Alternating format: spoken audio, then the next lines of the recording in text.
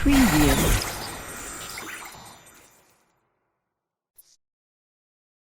आज से कुछ ही दिनों पहले नासा ने ऐसा एक वीडियो क्लिप रिलीज की जिसे देखकर सबके होश उड़ गए थे।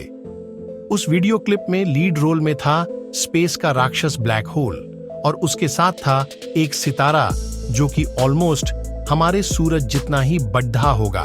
उस वीडियो में ये दिखाया गया था कि कैसे वो ब्लैक होल उस सितारे के टुकड़े टुकड़े कर रहा है। ये बात हजम तो नहीं होती, लेकिन हमें यह बात मानना पड़ेगा कि ब्लैक होल सच में इतने ताकतवर होते हैं कि वो हमारे सोलर सिस्टम को कुछ ही सेकंड में निगल सकता है, क्योंकि जिस सितारे को वीडियो में खत्म किया जा रहा था वो हमारे सूरज जितना ही बड़ा था और हमारा सूरज सोलर सिस्टम का ऑलमोस्ट 99% मास ऑक्यूपाई करता है। लेकिन क्या आप ये सोच सकते हैं कि निगलने के बाद आखिर उस सितारे का क्या हुआ होगा? इस सवाल का जवाब जानने के लिए इस वीडियो को अंतर जरूर देखना, क्योंकि इस वीडियो में हम जानेंगे कि आखिर एक ब्लैक होल के अंदर क्या होता है।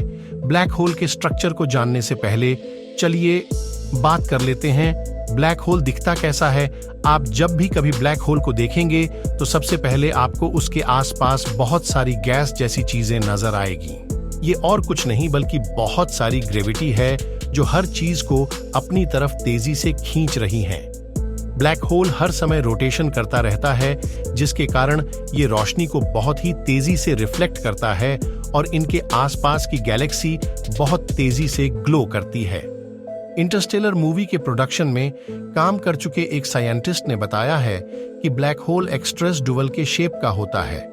इसकी बाउंड्री का एरिया मेन होल के कंपैरिजन में बहुत ही ज्यादा डार्क होता है, लेकिन इसका ये मतलब बिल्कुल नहीं है कि जब आपको ब्लैक होल खुले आसमान में दिखेगा तब वो ब्लैक होल ही होगा। गैलेक्सी पर पाडीडीडीएचने वाली लाइट के रिफ्लेक्शन के कारण वो आपको गुलाबी कलर का नजर आएगा और ग्लो करेगा। लेकिन क्या होगा अगर आप या आपका कोई दोस्त ब्लैक होल को देखते देखते उसमें गिर जाए, या फिर ये आसमान से ग्रेविटी की मदद से हमें अपनी तरफ खींच ले? आइए जानते हैं कि ऐसा हुआ तो क्या होगा जब आपके किसी दोस्त को ब्लैक होल अपनी तरफ खींचेगा, या जब ब्लैक होल में गिरने लगेगा तब शुरुआत में उसे ऐसा लगेगा कि उसकी बॉडी एक स्प्रिंग की तरह काम कर रही है, मतलब कि वो स्ट्रेट हो जाएगा। ऐसा इसलिए क्योंकि ब्लैक होल जब किसी चीज को अपनी तरफ खींचता है तब ज्यादा ग्रेविटेशनल फोर्स उस चीज के निचले हिस्से पर लगती है। ऐसा ही आपके दोस्त की बॉडी के साथ भी होगा। जब वो नीचे गिरेगा तब ब्लैक होल उसके पैर को किसी स्पिन की तरह खींच रहा होगा। धीरे धीरे उसकी बॉडी की बाउंड्री तक मूव कर जाएगी, लेकिन इसी दौरान उसकी मूवमेंट फास्ट से स्लो होती चली जाएगी और वो बाउंड्री लाइन पर जाकर रुक जाएगी। लेकिन इसके बाद क्या ब्लैक होल एक ऐसी जगह है जहां पर टाइमर स्पेस कोलैप्स करता है? लेकिन क्या यह बताता है कि हम ब्लैक होल में जाकर खत्म हो जाएंगे? नहीं ना। तो इसीलिए पहले आपको यह जानना होगा कि आखिर स्टीफन हॉकिंग ने इसके बारे में क्या कहा था। स्टीफन हॉकिंग ने ब्लैक होल के बारे में बहुत कुछ बताया था और उनकी थ्योरी इसके according black holes radiation limit करता है और धीरे धीरे सिकुड़ने लगता है।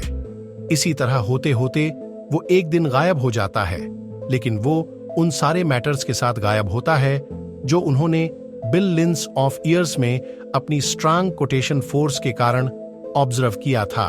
इस थ्योरी पर स्टीफन हॉकिंग से वही सवाल पूछे गए थे जो कि आपके मन में इस वक्त घूम रहा है कि अगर ब्लैक होल गायब हो जाता है तो वो सारे मैटर्स या वो स्टार्स जिसकी हम स्टार्टिंग में बात कर रहे थे वो कहां जाएगा?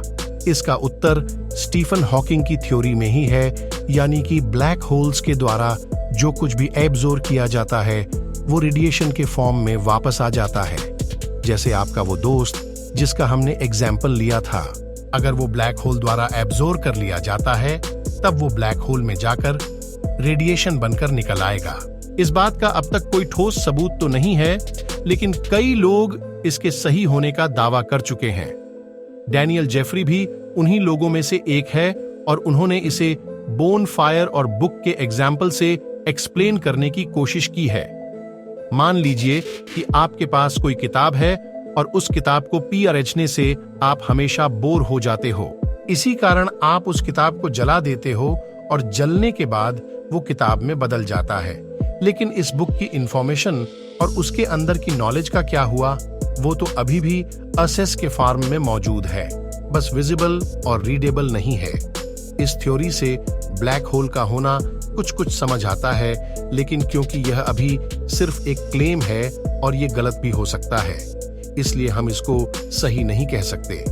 ब्लैक होल के अंदर क्या है, ये तो वैसा ही सवाल हो गया कि इंसान के मरने के बाद आखिर क्या होता है। अभी सच्चाई को जानने के लिए हमें मरकर जिंदा होना पड़ेगा। ठीक उसी तरह ब्लैक होल के अंदर जाकर हमें वापस आना होगा। इसका सही उत्तर जानने के लिए जाहिर सी बात है कि ब्लैक होल से निकलने वाले रेडिएशन ही इसके सभी राज्यों को छिपाए हुए है, और अगर हम उसे जानना है तो ऑब्वियसली बात है कि हमें उनकी डिटेल में स्टडी करनी होगी। जहां तक बात हुई ब्लैक होल्स के अंदर जाने की, तो ऐसा तो अभी तक कोई नहीं कर सकता। इसके लिए हमें इतनी टेक्नोलॉजी को डेवलप करना होगा जिससे हम किसी ब्लैक होल तक एक स्पेस मिशन भेज सके। ब्लैक होल्स जब तक पिक्चर्स और किताब से निकलकर स्पेसशिप के सामने नहीं आता, तब तक उनके बारे में सिर्फ सवाल ही किए जा सकते हैं, और उनके जवाब में मिलेगी तो बस इमेजिनेशन। तो आज के लिए सिर्फ इतना ही। तो अगर ये वीडियो आपको अच्छा लगा तो इस वीडियो को लाइक और अपने दोस्तों के साथ शेयर करना मत भूलना।